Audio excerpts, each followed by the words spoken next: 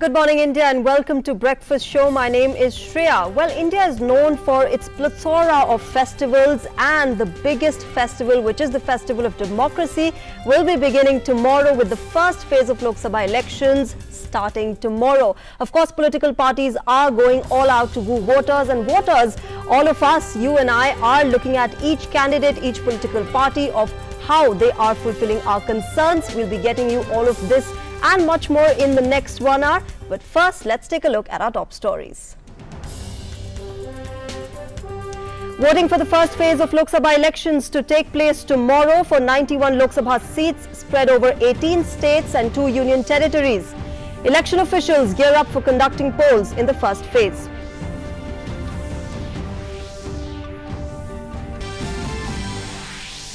Simultaneously voting for single phase of assembly elections in Andhra Pradesh, Sikkim, Arunachal Pradesh and for 28 of the 147 seats in Odisha will also take place tomorrow.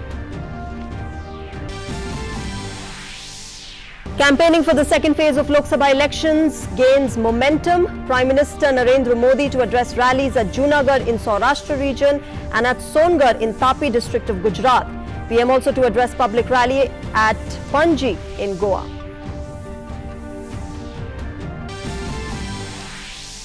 Congress President Rahul Gandhi to file his nomination papers for Amethi parliamentary constituency. BSP President Mayawati to launch election campaign in Mysuru, Karnataka. Ahead of the upcoming Lok Sabha elections, Maoists attack BJP convoy in Dantewada. BJP legislator Bhima Mandavi killed, along with 3 security personnel and the driver of the blown-up car. Prime Minister Narendra Modi strongly condemns the attack. Congress chief Rahul Gandhi also terms the attack extremely saddening. In international news, EU President Donald Tusk to hold emergency summit with EU leaders today after British lawmakers again reject the draft Brexit withdrawal deal. UK PM Theresa May meets with French President Emmanuel Macron to back her request of delaying Brexit. And in sports and IPL, Chennai Super Kings maintain their unbeaten run at home with a 7-wicket thrashing of Kolkata Knight Riders. The hosts limit their visitors to 108 for 9 despite an unbeaten 50 of 44 balls from Andre Russell.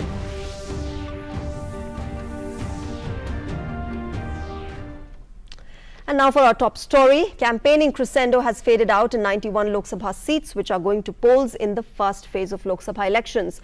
Voting will take place tomorrow on seats spread over 20 states and union territories. Now all parliamentary constituencies of Andhra Pradesh, Arunachal Pradesh, Meghalaya, Mizoram, Nagaland, Sikkim, Andaman and Nicobar and Lakshadweep, Telangana and Uttarakhand will go to polls in this phase. Besides, Assam, Bihar, Chhattisgarh, Jammu and Kashmir, Maharashtra, Manipur, Odisha, Tripura, Uttar Pradesh and West Bengal will also vote in the first phase. Simultaneously, voting for the single phase of assembly elections in Andhra Pradesh, Sikkim, Arunachal Pradesh and for the 28 of the 147 seats in Odisha will also take place tomorrow. The first phase of Lok Sabha elections for 91 seats across 20 states and union territories will take place on 11th April. There are a total of 1,279 candidates in the fray. In the first phase, the voting on 17 seats in Telangana, all 25 seats in Andhra Pradesh, 8 in Uttar Pradesh, 7 in Maharashtra, all 5 in Uttarakhand, 5 in Assam, 4 in Bihar, 4 in Odisha, 2 each in Jammu and Kashmir, Meghalaya, West Bengal and Arunachal, 1 each in Mizoram, Manipur, Nagaland, Sikkim, Tripura, Chhattisgarh, Andaman and Nicobar and Lakshadweep will take place. Campaigning for the first phase of elections saw Prime Minister Modi, BJP National President Amit Shah, senior leaders and union ministers Rajnath Singh and Smriti Irani leading the campaign from the forefront for the Bharati Janata Party. Prime Minister Modi sounded the poll bugle from Meerut in Uttar Pradesh. He also emphasized that he is wholeheartedly working in the nation's interest as a watchman. Prime Minister Modi addressed several rallies in Maharashtra, Odisha, Bihar, Uttarakhand, West Bengal, Andhra Pradesh, Assam, Arunachal Pradesh, Manipur and Mizoram. BJP National President also campaigned in full swing for the first phase in Gujarat, Telangana, Odisha, Andhra Pradesh, West Bengal, Assam, Jammu and Kashmir, Tamil Nadu, Bihar and Tripura. From the Congress, it was the party president Rahul Gandhi who led from the front, and his sister and Congress General Secretary Priyanka Gandhi Vadra held roadshows and rallies in huge numbers. For the first phase, Rahul Gandhi addressed rallies in Jammu and Kashmir, Uttarakhand, Maharashtra, Nagaland, Assam, Telangana and Andhra Pradesh. Rahul Gandhi raked up the issue of Rafale deal in his rallies and also emphasized on the Congress's promise of providing 72,000 rupees every year to around 5 crore poor families under the Nyay scheme. Priyanka Gandhi Vadra held rallies in Uttar Pradesh's Saharanpur, Ghaziabad, Bijnor and Kairana. From other parties, Samajwadi Party's Akhilesh Yadav and BSP Supremo Mayawati campaigned together. In the Oban in Uttar Pradesh, Mayawati and Akhilesh got together and urged the voters to support their alliance.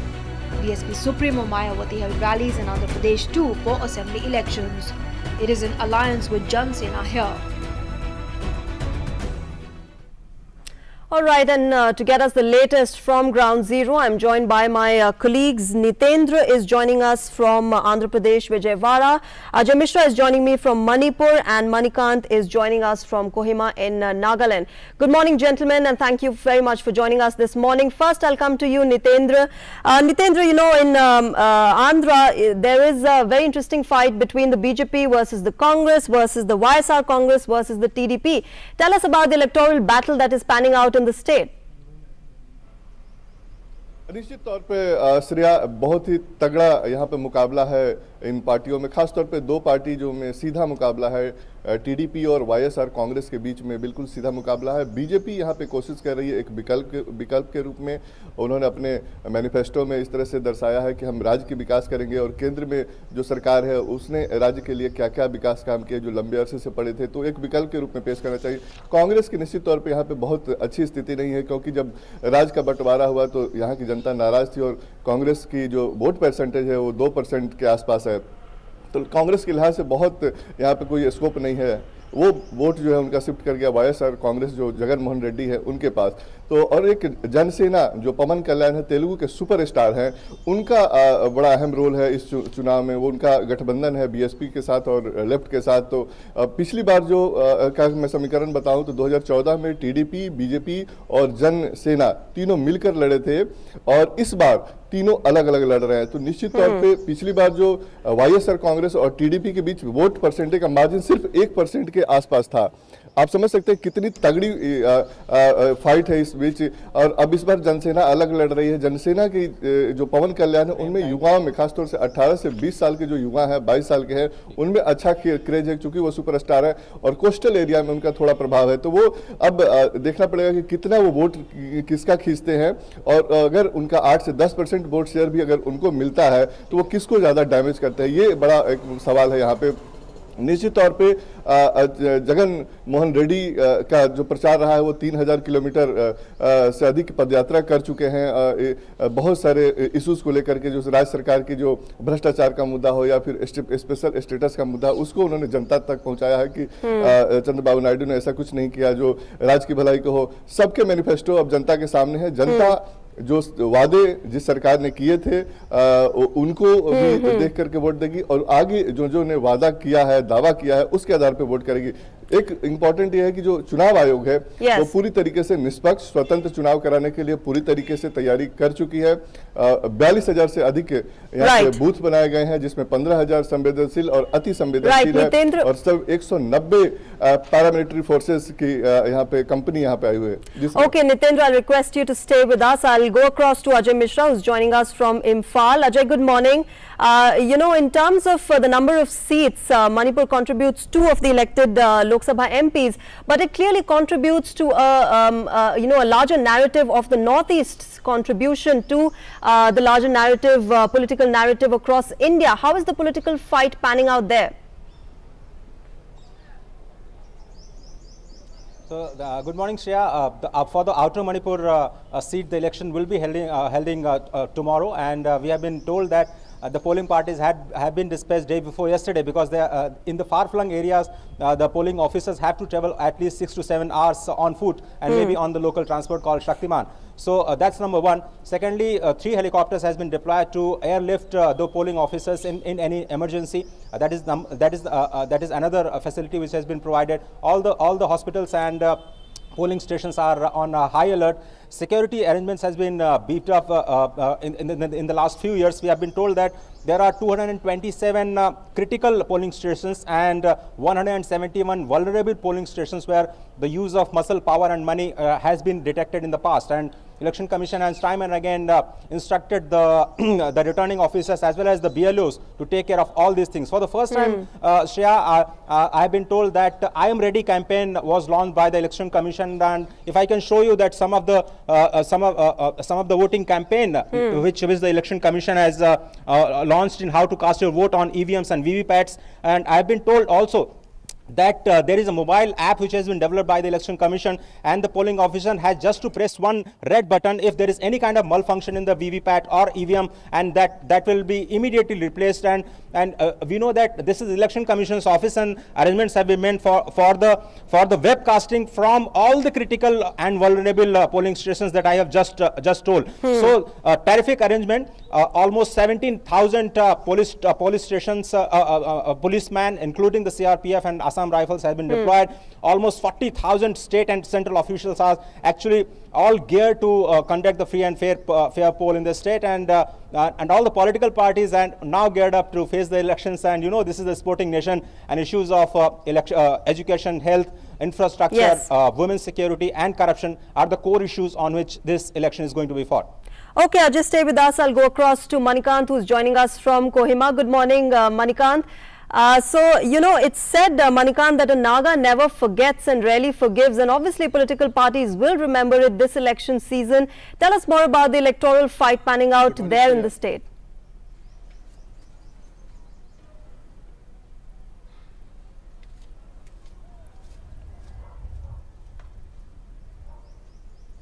Shreya, I've been meeting the people across the spectrum. I've been talking to the state bureaucrats, the common people, political party leaders and all. I find there is something very strange here, in the sense that they do feel their connection to former Prime Minister Atal Bihari Vajpayee. Inadvertently, in all of their conversations, the name will crop up.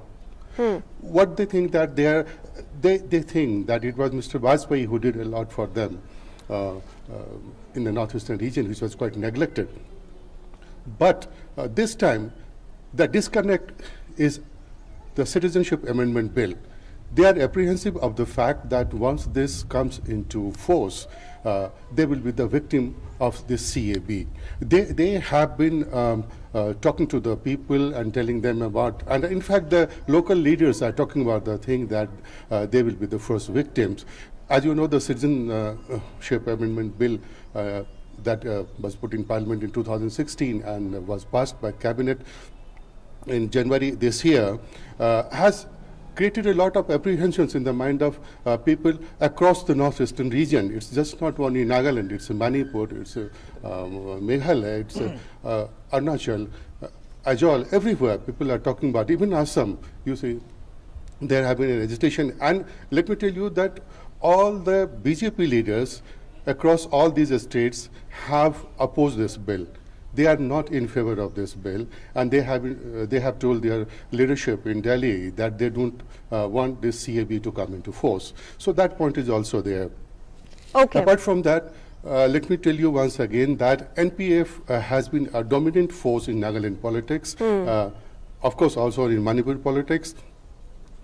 It has always been supportive of BJP for the last 15 years. It came into being in 2002, and since then it has been supporting BJP. But for the first time, NPF is not fielding its own candidate. Neither is supporting BJP, but it has gone on to support the arch-rival Congress. Where Mr. KLGC is the candidate. He has been also the former Chief Minister of Nagaland. But NPF and NDPP, I think the present Chief Minister of Nagaland, Mr. F. he was an NPF leader. He formed NDPP and came to power. Now NDPP is an ally of NDA. Yes. And BJP and these parties are working together. Given the development plank in the state, one could see that it has really taken up. you see the Dimapur-Kohima road, which is the main road from the mainland. You could see the Dimapur is the only plain area that Nagaland has. It was very difficult to cross that terrain because it was a single road. When I came to Kohima through that road, I could see that four laning was on. It was something like a dream come true for the people of Nagaland, because that's the only way to connect. Other things, given the electricity, education and all that, yes. At the local level, I think people do not have anything to complain about. But what they think is the citizenship amendment bill, which could affect them. Sure. Okay, I'll go across to Nitendra. Nitendra, you know, in terms of the importance of the constituency of Vijayawada, it does play an important role in the national narrative because it houses several small and medium industries, and it is also home to Asia's largest automobile industry. So obviously, there will be concerns there for the voters, especially the first-time voters there, the young voters there who are going out and looking out for jobs. For them, this election will be a very important one, isn't it? What are the concerns of the people there? निश्चित तौर पे जो young voter हैं उनके लिए एक बहुत बड़ा ये सवाल है रोजगार का, क्योंकि यहाँ पे रोजगार के लिए जो भी नौजवान हैं उनको या तो हैदराबाद जाना पड़ता है या फिर चेन्नई जाना पड़ता है या फिर बेंगलुरु जाना पड़ता है। तो मेरी बहुत से लोगों से जो यंगस्टर उनसे बात हुई, यूनिवर्सिटी के स्टूडेंट से बात हुई, जो प्रोफेशनल लड़के जो कोर्स कर रहे हैं उनसे बात हुई, तो उनका बहुत बिगेस्ट कंसर्न है कि 5 साल में इंडस्ट्री के लिहाज से यहाँ कुछ नहीं हुआ, जॉब के लिहाज से ऐसा कुछ नहीं हुआ, और उसको लेकर के खासी नाराजगी है युवाओं में। और उनको वो ये कहना है कि हम लोग को बार बार बाहर जाना पड़ता है, दूसरे स्टेट में जाना पड़ता है, वहाँ पे रोजगार के लिए अपना तलाशना पड़ता है। चूंकि 5 साल पहले इस राज्य का गठन हुआ है, तो इनकी जो जनता की जो आकांक्षाएं थी ये थी कि यहाँ पे रोजगार के अवसर हो, यहाँ पे उद्योग धंधे लगे और यहाँ के काम यहीं पे मिले, लेकिन ऐसा कुछ नहीं हुआ। जो जनता इस बात को आरोप लगा रही है और बहुत युवाओं में इस बात की नाराजगी है। जहाँ तक ये इंडस्ट्री की बात है, ये कृष्णा डिस्ट्रिक्ट में पड़ता है विजयवाड़ा। यहाँ 3 बिजनेस टाइकून खड़े हैं, तीनों दल की बात करें, चाहे वो बीजेपी हो या टीडीपी हो या वाईएस कांग्रेस है। तो उनका ये वादा है जरूर कि हम लोग यहाँ पे बिजनेस को एक एस्टैब्लिश करेंगे, चूंकि मछलीपट्टनम यहाँ से 70 किलोमीटर दूर है, जो ओल्डेस्ट पोर्ट है, और उसमें जो टीडीपी के भी वादा है, चाहे वो बीजेपी का वादा है कि उस पोर्ट को आधुनिकीकरण किया जाएगा, क्योंकि अंग्रेजों के समय का वो पुराना पोर्ट है। और बताते हैं लोग कि जो कोहिनूर हीरा है वो यहीं से लंदन गया था, जो निजाम के यहाँ से। तो निश्चित तौर पे बहुत ही पुराना ये पोर्ट है और व्यापार का बहुत सारा काम पुराने समय में होता था, जिसके वजह से लोगों को यहाँ रोजगार मिला था। लेकिन अभी तक पोर्ट का कुछ खास विकास नहीं है। मैं जाके वहाँ ग्राउंड रिपोर्ट भी किया था। तो लोगों की उम्मीद है कि अगली जो भी सरकार आए वो कम से कम इस पोर्ट का विकास करे और इस आसपास के जो इंडस्ट्री को बढ़ाए, ताकि रोजगार नौजवानों को मिल सके और यहीं मिल सके। Right, I'll go across to Ajay. Ajay, you know, anybody who goes to the northeast would know that it is culturally a matriarchal society, and obviously issues centering around women will take center stage in this election too. What are the women voters saying there? Have you been able to talk to them? Absolutely. Out of almost 19 lakh voters, 10 lakh women are voters. A number of women voters are more than the men, and that's why it is said that where the students and women thinks the politics goes in the same direction. For the outer Manipur seat, Shreya, the Benjamin Mate, who is the BJP candidate, it has been alleged that the Kuki Naga leaders are actually supporting them in the hills. So that's the advantage BJP. But when it comes to the Congress candidate, Mr. James, it has been alleged by a PSU bank, PNB, which has written actually to the Election Commission that he has defaulted 100 crore of loan taken from the Punjab National Bank. So these are the these are local politics which is going on, but you cannot, you are right in saying that the cultural issues are very much important, and that's why you cannot avoid the 40% Naga population in the outer Manipur seat, which actually have decided to support the BJP. So BJP has an advantage in the outer Manipur seat,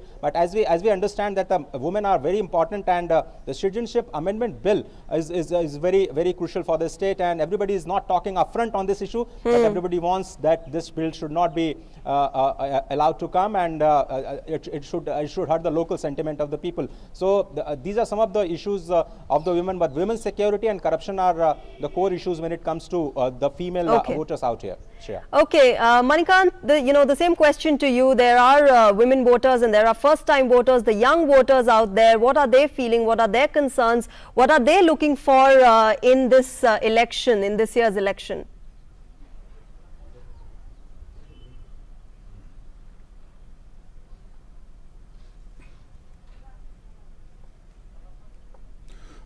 Shreya, it's a very good thing here in Northeast that women are already empowered, as you already know, and people jokingly say that if anybody needs empowerment, it's men folk, because everything belongs to the women folk here. That's a really very, very heartening thing here. Secondly, coming about the new voters, this time more than 16,000 new voters have been added to the list. Shreya, it may seem to you that just 16,000, but this expression is not valid here, because 16,000 is a huge number in a difficult terrains of Nagaland to go to them, have your sweep activities as the Election Commission carried out in a very innovative way. There were hundreds and thousands of rallies for that. Election Commission saw to it that they get the awareness gets to them in every nook and corner, say every hilly terrain, every difficult place, and they carried out in a very successful way what I learned from the press here.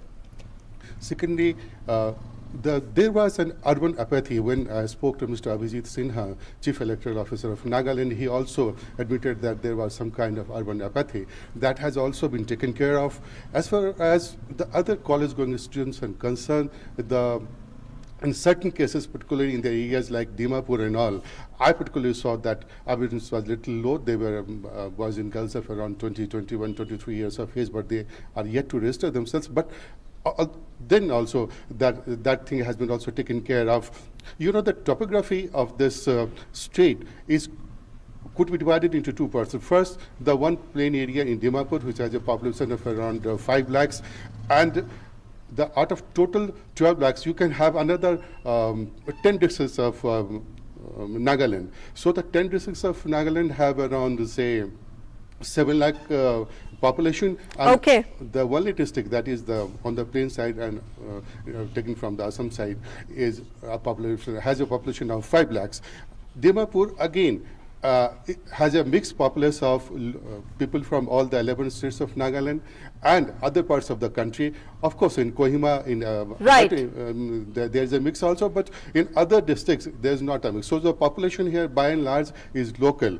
You see, Nagaland came to general election for the first time in 1963, and the people were enrolled in 1963, where whosoever was in Nagaland that time, they were enrolled, as happened in Assam.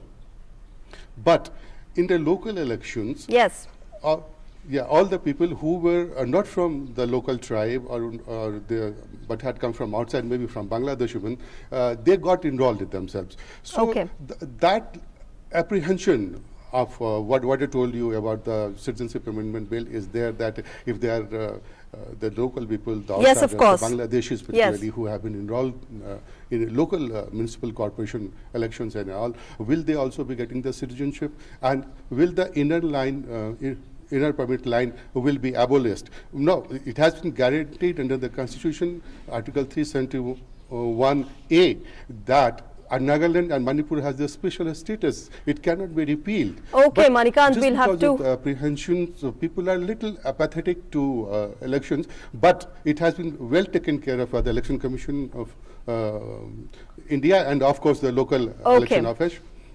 All right, Manikant, we'll have to see how that pans out. For the moment, I'm short of time, and I'll have to thank all of you three gentlemen for talking to us this morning. Nitendra, Ajay Mishra and Manikant, thank you very much for giving us those inputs. All right, Prime Minister Narendra Modi will kickstart his election campaign in Gujarat today. The Prime Minister will hold a rally in Junagadh town in the Saurashtra region. Later, the Prime Minister will address a public meeting at Songarh in Tapi district of Gujarat. Remember, Songarh is in Tapi district under the Bardoli Lok Sabha constituency, which is currently held by BJP's Prabhu Vasawa. Now, Tapi district has both its assembly seats with the Congress at present. Later, the Prime Minister will visit Goa, where he will address a public meeting at Shyama Prasad Mukherjee Stadium in Talegaon. My colleague Sudhir Yadav is joining me from Junagadh right now to get us more from the ground zero. Good morning, Sudhir. Familiar territory, familiar state for the Prime Minister to go and address a rally there. But what's interesting is that political parties will try and break what is called the Junagadh jinx, which is basically every time stalwarts of a political party go and campaign for their candidate, the candidate loses. But obviously all political parties in this election will be trying to break that jinx, isn't it? अगर मैं सौराष्ट्र की बात करूं तो सौराष्ट्र का जो reason है वो अपने आप में खासा मायने रखता है कांग्रेस के लिहाज से भी और बीजेपी के लिहाज से भी। बीजेपी ने चूंकि पिछला जो लोकसभा इलेक्शन था पूरे स्टेट में जो 26 सीटें थी सारी बीजेपी के खाते में थी। और अगर हम पिछला विधानसभा चुनाव की बात करें तो जो सौराष्ट्र का रीजन था उसमें कांग्रेस को काफ़ी बढ़त हुई थी। तो इस नज़रिए से इसको देखा जा सकता है कि जो कांग्रेस का जो सौराष्ट्र का जो रूरल बेल्ट है उसमें कांग्रेस ज़रूर कुछ बढ़त बना रही है। जो शहरी इलाके हैं वो भाजपा की बिल्कुल मजबूत पकड़ है। यहाँ से जो सिटिंग जो लोकसभा कैंडिडेट है वो बीजेपी के हैं, तो जाहिर तौर पर से समझा जा सकता है। लेकिन प्रधानमंत्री जिस तरीके से लोगों से मुखातिब होते हैं, जिस तरीके से संबोधित करते हैं, वो अपने आप में खासा मायने रखता है। और जिस तरीके से अगर गुजरात की खास तौर पर बात करें तो गुजरात के लोगों से वो हमेशा कहते रहे हैं कि आइए जिस तरीके से हमने भ्रष्टाचार व्यवहार किया, जिस तरीके से हमारी शासन करने की नीति रही है वो उसको देखिए और उसके साथ हमारे साथ आगे बढ़िए। तो ये खासा मायने। और एक ख़ास बात ये भी है श्रेया कि गुजरात के लिए एक प्राइड की बात है। हर एक गुजराती ये ज़रूर फील करता है कि जो प्रधानमंत्री हमने दिया है वो देश को हमारे यहाँ से प्रधानमंत्री दिया है, तो वो एक ख़ास बात है। ये सारी चीज़ें रही हैं। लेकिन एक ख़ास यहाँ दिखने वाली बात ये भी ज़रूर होगी कि यहाँ के जो आसपास, यहाँ से अगर हम राजकोट जाएँ, राजकोट के आसपास जो मोरबी का इलाका अगर हम कहें, वहाँ सेरेमिक इंडस्ट्रीज़ है, करीब 35,000 करोड़ से ज़्यादा का सालाना कारोबार है। वहाँ भी कुछ इश्यूज़ हैं। तो लोगों ने साफ तौर पर कहा कि हाँ कुछ प्रॉब्लम्स आ रही हैं, इश्यूज़ हैं। कुछ वहाँ से जो रॉ मटेरियल्स है वो नहीं आ रहे हैं। इवन रूरल बेल्ट जो है सौराष्ट्र के जो ग्रामीण इलाके हैं वहाँ किसानों को लेकर, जो सिंचाई को लेकर है, कुछ समस्याएं हो रही हैं। लेकिन ओवरऑल जब यहाँ के जो लोग हैं वो साफ तौर पर इस चीज़ को लेकर सामने आते हैं कि जिस तरीके से विकास का काम जो पिछली सरकार ने किया है वो अपने आप में काबिले तारीफ है। Shreya. Okay, Sudhir, thanks very much for joining us with those inputs. We'll be coming back to you for the latest as and when the Prime Minister addresses that rally in Junagadh. Congress President Rahul Gandhi will file his nomination papers for Amethi parliamentary constituency today. The Congress President will also hold a roadshow. Polling in Amethi will take place in the 5th phase on the 6th of May. Rahul Gandhi will also address public meetings in Bihar and West Bengal. Meanwhile, BSP President Mayawati will launch election campaign in Karnataka from Mysuru. She had launched campaigning for the party from Odisha on the 2nd of April, and after covering Andhra Pradesh, Telangana and Maharashtra, she held a series of meetings in Uttar Pradesh. She also joined the first alliance rally at Deoband in Saharanpur on the 7th of April. And today is the last date set by the Election Commission for the scrutiny of nomination papers for the 4th phase of Lok Sabha elections this year. The voting for the 4th phase will take place on April 29th. The scrutiny of nomination for the 4th and final phase of Odisha Assembly elections will also take place today. Polling will be held on the 29th of April. And Naxals are the enemies of democracy. It's been proven once again. A landmine laid by the Red terrorists claimed the lives of BJP MLA Bhima Mandavi, his driver and 3 security personnel in Chhattisgarh's Dantewada district on Tuesday. The incident occurred at Shyamagiri Hills when the MLA's convoy was heading towards Kuvakonda from Bacheli area, which is about 450 kilometers from the state capital Raipur. Dantewada is part of the Bastar Lok Sabha seat, which is going to polls tomorrow. BJP MLA Bhima Mandavi and 4 security personnel were Tuesday killed when the convoy was attacked by Naxals in Chhattisgarh's Dantewada district. Days before the first phase elections in the state, the incident occurred at Shyamagiri Hills when the MLA's convoy was heading towards Kuvakonda from Bacheli area, about 450 kilometers from state capital Raipur.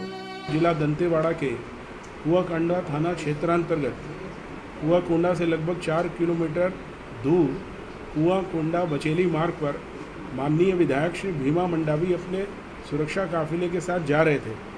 सायंकाल लगभग 16:45 बजे माओवादियों द्वारा एक ID विस्फोट किया गया, जिसमें उनके साथ उनके ड्राइवर और 3 पीएसओ की दुखद मृत्यु हो गई। बीपी गाड़ी थी, बीपी गाड़ी के परखच्चे उड़ गए।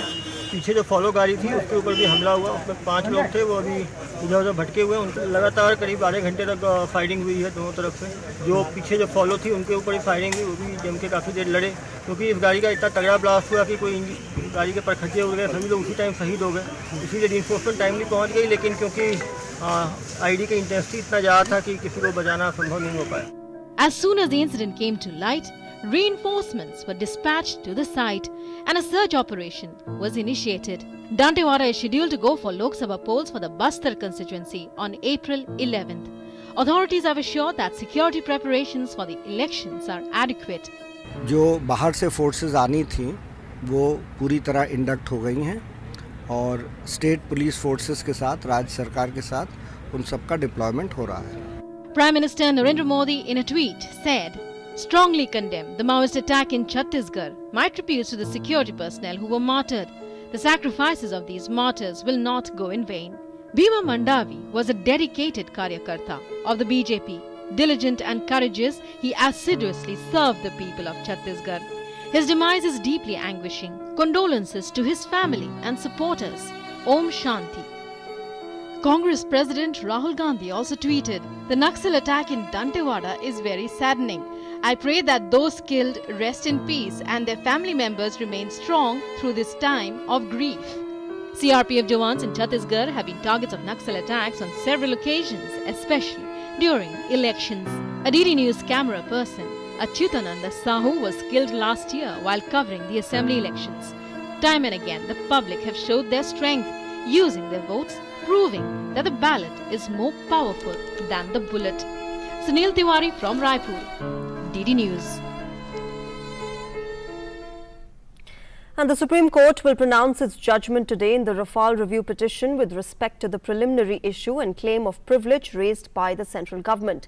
The centre had claimed privilege over documents pertaining to the Rafale fighter jet deal with France and said those documents cannot be considered in evidence as per Section 123 of the Indian Evidence Act.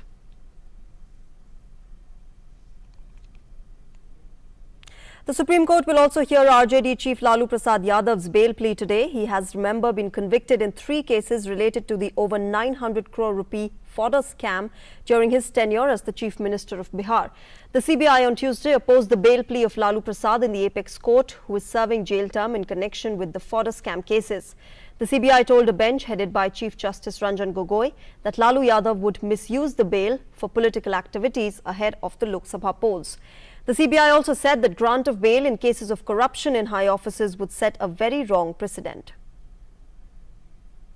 The Central Board of Direct Taxes, or the CBDT chairman, and the Revenue Secretary met the Election Commission in New Delhi on Tuesday to discuss the ongoing income tax raids.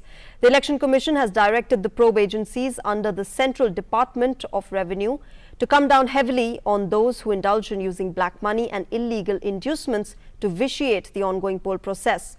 Also asked the CBDT to furnish it a full report on the raids conducted by Income Tax Department on close aides of the Madhya Pradesh Chief Minister Kamal Nath and others in 4 states on Sunday. Earlier, the Election Commission had advised all the enforcement agencies working under the administrative control of the Department of Revenue that their actions should be absolutely neutral, impartial and non-discriminatory. Yasin Malik, the chief of the Jammu and Kashmir Liberation Front, which was banned by the government under the anti-terror law, has been moved to Tihar jail from Jammu's Kot Balwal jail. Malik, who was arrested under PSA, is likely to be produced in the NIA court on Thursday. This is the second organization, remember, in Jammu and Kashmir which has been banned this month. Earlier, the centre had banned the Jamaat-e-Islami Jammu and Kashmir. And the country's largest lender, State Bank of India, has decided to lower rates by 5 basis points after the RBI's Monetary Policy Committee decided to reduce the repo rate by 0.25% last week. New rates will come into effect from today. The new one-year marginal cost of funds-based lending rate is down to 8.50% now from the 8.55% earlier. The bank has also repriced home loans up to 30 lakh rupees by 10 BPS. After this decision of SBI, markets took an upbeat turn and the Sensex surged over 200 points. Let's get to international news now. British Prime Minister Theresa May met on Tuesday with the French President Emmanuel Macron in Paris to update him on discussions with the opposition Labour Party aimed at finding a way out of the Brexit impasse. Both leaders discussed the ongoing talks with the opposition to agree on a way forward that respects the results of the 2016 referendum. British Prime Minister also touched on Britain's participation in the upcoming EU elections, saying her government was working very hard to avoid the need for the UK to take part. Earlier, the British Prime Minister met Angela Merkel to seek support for a new Brexit delay, while her ministers tried to break the deadlock in London at crisis talks with the opposition Labour Party. EU President Donald Tusk will hold an emergency summit with EU leaders today after British lawmakers again rejected the draft Brexit withdrawal deal. And in Israel, exit polls show Prime Minister Benjamin Netanyahu's Likud party finishing close second to his challenger Benny Gantz' blue and white party after Israeli elections. But the right-wing bloc led by the premier looks in a better position to form a coalition government. Israelis on Tuesday voted in the country's most closely fought election in years that will decide whether incumbent Netanyahu will get another term to become the longest-serving premier in the Jewish state's history or be replaced with a former army chief. Both Netanyahu and Gantz claimed victory minutes after the exit polls by Israel's 3 main television stations, and exit polls have proven to be unreliable in the past Israeli elections, so we'll have to see what that outcome is. Moving on, North Korean leader Kim Jong-un has called a meeting today of a top committee of the ruling Workers' Party to address what he described as the prevailing tense situation. State media reported that the gathering of the Central Committee comes after Kim's Hanoi summit with US President Donald Trump broke up without agreement in February, and as South Korean President Moon Jae-in flies to Washington for talks with the US leader.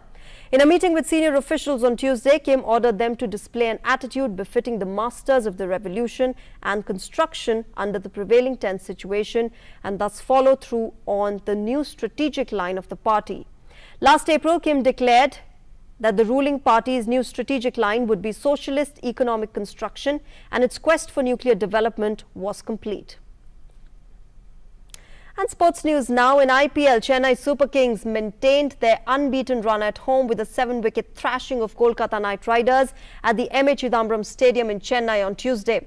The hosts put up a top-class bowling effort yet again after winning the toss, limiting KKR to 108 for 9 despite an unbeaten 50 off 44 balls from the dangerous Andre Russell. With the duo making batting easier in the second half of the match, CSK chased down a rather comfortable target in 17.2 overs. With an emphatic win, CSK are back at the top of the IPL points table with 5 victories from 6 games, while KKR suffered their second loss in 6 matches and will be hoping that Tuesday's performance was just a blip in otherwise a promising campaign so far. And Liverpool have taken a big step towards the semi-finals of the Champions League with a 2-0 home win over Porto. First half goals from Naby Keita and Roberto Firmino gave Liverpool a solid advantage in the quarter-final first leg, and Jurgen Klopp's side will feel confident going into the next week's return. Beaten finalists in 2018, 5-time champions Liverpool were immediately on top against 2-time Portuguese winners Porto. They needed only 5 minutes at Anfield before Keita opened the scoring from the edge of the box. A second goal followed in the 26th minute when Firmino slotted home.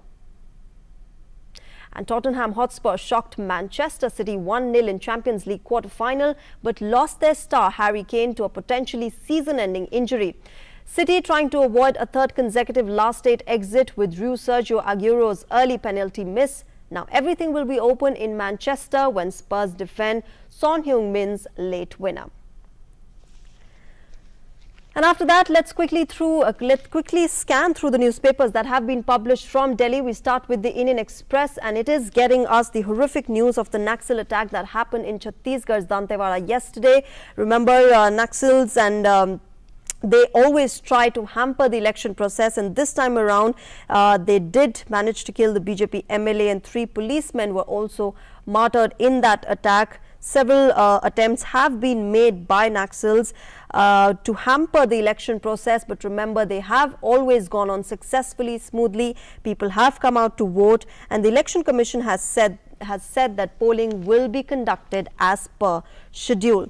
We move to the Hindustan Times. It is getting us news from the United Nations Security Council, which will hold an urgent meeting as the fighting in Libya has intensified. Remember, casualties from the Battle of Tripoli mounted as a group loyal to the Islamic State killed 3 people in Libya's remote center, showing how militants may exploit renewed chaos, and therefore the UNSC will hold urgent closed-door consultations on Wednesday on the crisis where fighting has scuttled UN-led efforts to prepare for elections.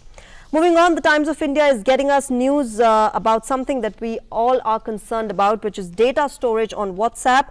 And WhatsApp now has identified a third-party company to audit its payment system for data localization compliance. Remember, WhatsApp told the Supreme Court in response to the RBI's affidavit last month. So this is going to be something very important for all of us to follow on. And lastly, the Hindu is getting us news about social media and something that is very interesting to all of us. India has now become YouTube's largest and fastest growing market, with substantial growth in India's internet coverage and data growth, and of course the digital penetration across small towns and villages in India. The country has become YouTube's largest and fastest growing market, with 265 million Indians watching the video sharing website every month. So you know, there is a lot of boom in YouTubers coming up, young YouTubers creating original content. So they are booming on this social media platform, and of course India with its digital penetration has become the largest market for YouTube. Well, that's it in newspapers today. It is the 10th of April today. Let's take a look at the major happenings that took place on this day in history. On this day in 1875, the Arya Samaj was founded by Maharishi Swami Dayananda Saraswati, a scholar who believed in the authority of the Vedas. On the same day in 1912, the 66,000-ton RMS Titanic left port from Southampton in England on its ill-fated maiden voyage with 2,223 people. On the same day in 2006, a horrific inferno swept through a consumer electronics fair in Meerut's Victoria Park, killing over 100 people and injuring more than 150. On this day in 2013, Robert Edwards, British Nobel Prize-winning scientist, died at home near Cambridge in England. He was known as the father of IVF for pioneering the development of test tube babies. And after that, we now take a look at the events that are listed for later today. Today is the last day for the scrutiny of nomination papers for the 4th phase of Lok Sabha elections 2019. Voting for the 4th phase will take place on April 29th. The Lord Ayyappa temple at Sabarimala to be opened in connection with Vishu festival, the beginning of the Malayali New Year. This year Vishu falls on April 15th. Supreme Court will pronounce its judgment on the Rafale review petition with respect to the preliminary issue and claim of privilege raised by the central government. A team of 4 surveyors appointed by the Nepal government will depart for Mount Everest to remeasure its height. And every morning we get you a health tip. Today is World Homeopathy Day, and the day is aimed at creating awareness about homeopathy and how effective it is in treating a variety of ailments. Take a look. Homeopathy is a scientific system of medicine. To create awareness about homeopathy, 10th April is observed as World Homeopathy Day, and World Homeopathy Awareness Week is observed between 10th April to 16th April annually. With more number of people seeking out natural healing for ailments, homeopathic treatment is getting tremendously popular. Homeopathy seeks to stimulate the body's defense mechanism to prevent or treat illnesses. Homeopathy believes to treat most of the difficult diseases from root. However, while taking medicines, restriction to certain diet or items that may hinder the cure of the disease or aggravates the condition may be followed. The safety of homeopathic medicines is well known. Still, it is advised to take medicines with the consultation of a qualified homeopath. Homeopathic is always safe and doesn't create any toxic effect on that. While you are taking the homeopathic medicine, there should be a gap of 15-20 minutes before the medicine and 15-20 minutes after the medicine. Do not take any food during this period. And otherwise, we do not do any restriction as such, but some medicine we restrict, too much of sour thing avoided, and onion also sort of restriction in some medicines, and coffee also in some medicine, but not in all medicines. They can be taken safely and it doesn't create any toxic effect in the system. Homeopathic medicines are not harmful because the crude substances used for preparation of medicines are processed through a process wherein the toxicological effects are removed and the dynamic properties are enhanced, which makes the medicine safe, non-toxic and non-addictive. Homeopathic treatment is suitable for most people and has the advantage of being safe when used correctly. Homeopathy has proved effective for the variety of clinical conditions. Homeopathy is an effective method of treating diseases. Kiran Bhardwaj, DD News. Well, it is said that a dream does not become a reality through magic. It takes sweat, determination and hard work. And sometimes the results of such toil are nothing short of extraordinary. Take a look at this story of a young prodigy from Chennai that proves just this.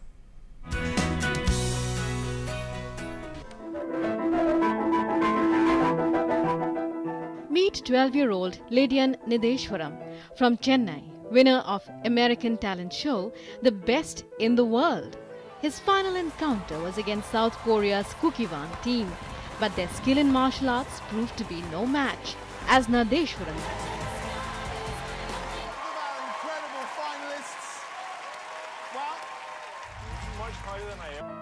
battled them by playing on 2 pianos simultaneously. I feel very happy. And for the world's best title win, and whoever got those who got eliminated in the competition, I feel really sorry for them. My ambition, I want to go to the moon and play the Beethoven's Moonlight Sonata, and I want to become the world's best pianist, and I want to do a lot of albums, my own independent music albums, and then I want to become a composer for Hollywood movies, especially for animation movies. Nideshwaram's father, who is a music director in the Tamil film industry, is his guiding star. The turning point in his career came when his father saw Nideshwaram's expertise on the drums at 18. He's in his 18th month. He started playing drums. That is like tapping on the floor with a proper beat. And it's like a loop. For a continuous 50 to 60 bars, he'll be playing the same loop at the same tempo, not even a single dynamic missing. And it's like amazing thing. And so very next day, I started investing on instruments for him. Nideshwaram's expertise is such that he can play the piano blindfolded. He has even demonstrated his prowess at the piano in many countries. Now his dream is to become a music director in Bollywood. Not unachievable, surely, for someone who is already one of the best in the world. GNI team for DD News.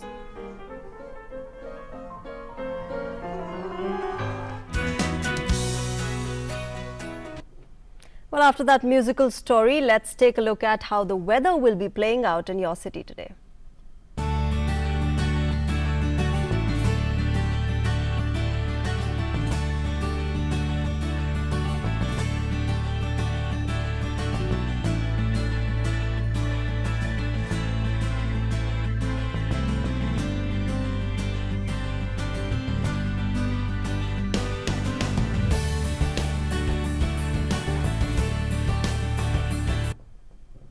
Well, it's the end of Breakfast Show, but before we go, we take you to China, where spring has spread its beauty in Wuhan city and has transformed it into a beautiful flower town.